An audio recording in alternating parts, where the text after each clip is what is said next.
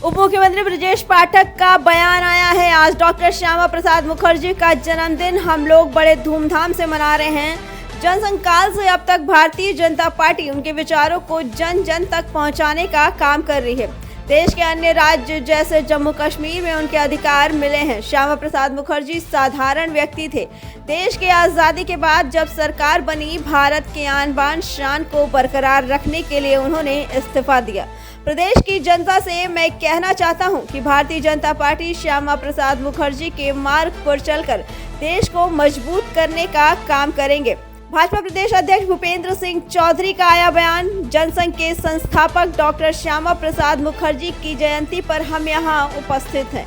उन्होंने कहा कि आज डॉक्टर श्यामा प्रसाद मुखर्जी का जन्मदिन है। डॉक्टर मुखर्जी अपनी संस्कृति और संस्कार लेकर आगे बढ़े हैं।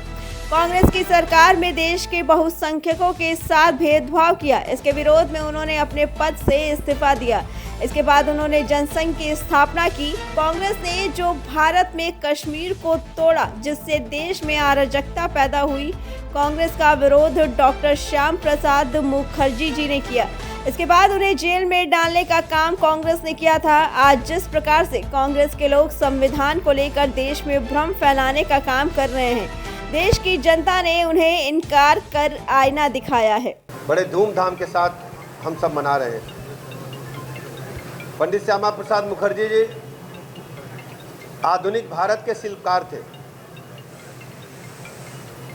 जम्मू कश्मीर भारत का अभिन्न हिस्सा बना रहे, धारा 370 समाप्त हो, उसके लिए अपने प्राणों की आहुति देने का काम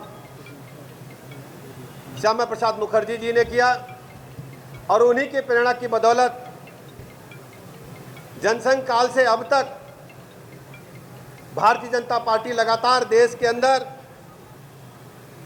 उनकी विचारधारा को जन जन में पहुंचाने का काम कर रही है। आज हम कह सकते हैं, माननीय प्रधानमंत्री नरेंद्र मोदी जी की अगुवाई में धारा 370 पूरी तरह से निष्प्रभावी हुई है। देश के अन्य राज्यों की तरफ जम्मू कश्मीर के लोगों को भी उनको अपने अधिकार मिले हैं। जम्मू कश्मीर में जिस ढंग से 2 प्रधान 2 निशान 2 विधान थे, उनको पूरी तरह से समाप्त करने का काम माननीय मोदी जी ने किया है। पंडित श्यामा प्रसाद मुखर्जी जी असाधारण प्रतिभा के व्यक्तित्व के धनी आदमी थे। 33 वर्ष की उम्र में ही कलकत्ता विश्वविद्यालय के वाइस चांसलर बने थे और देश की आजादी के बाद जब सरकार बनी,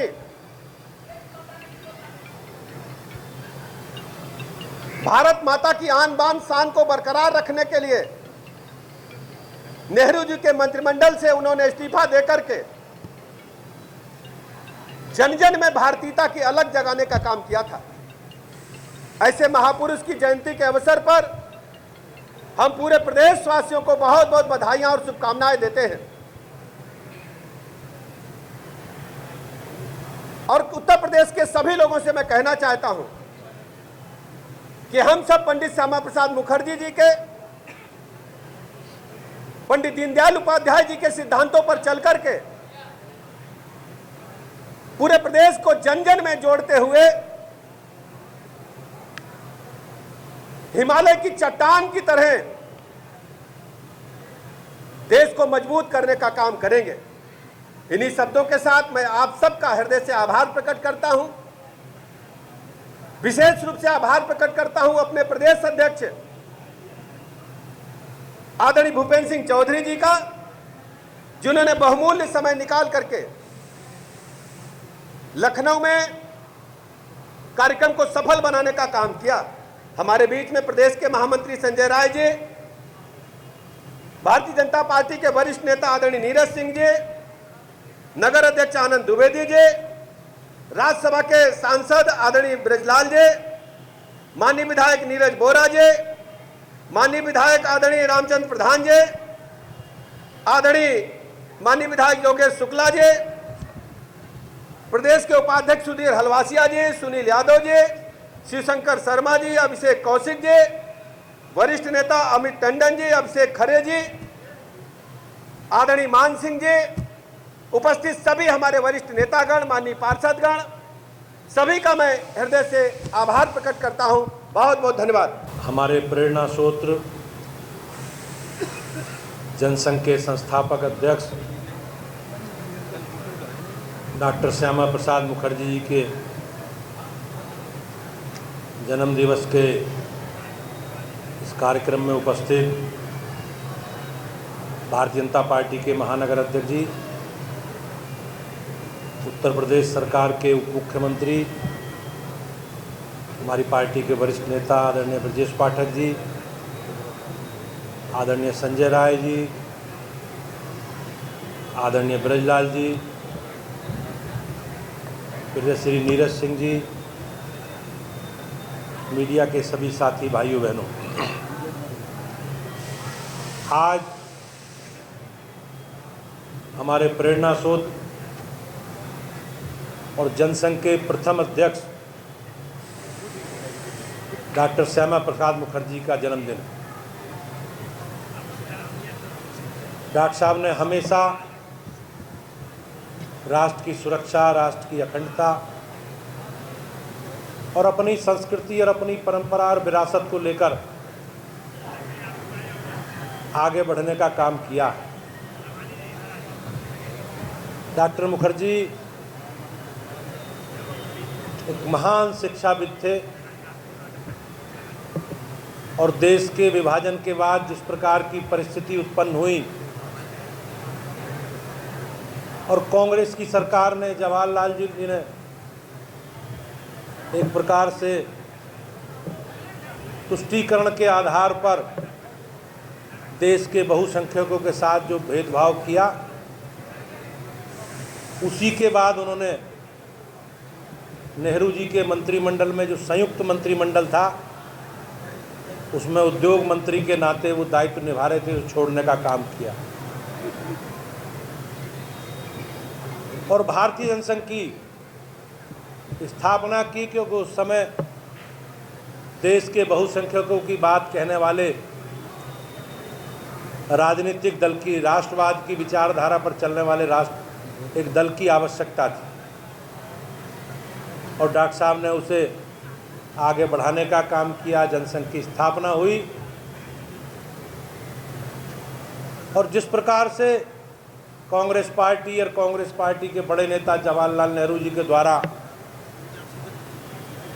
भारत में सत्ता लागू की, वो कहीं ना कहीं देश में अराजकता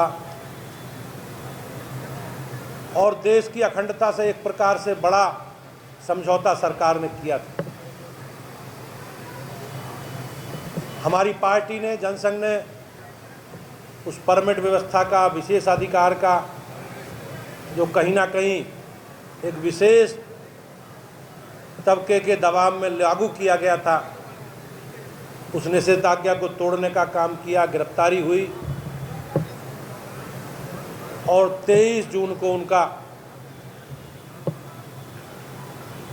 जम्मू के सेंट्रल जेल में इस समय निधन हुआ। आज जो एक वैचारिक बीजारोपण डॉक्टर श्यामा प्रसाद मुखर्जी जी ने पूरा बोया था, उसका रोपण किया था, माननीय प्रधानमंत्री जी के नेतृत्व में हमारी भारतीय जनता पार्टी की सरकार ने 2019 में उसे पूरा करने का काम किया।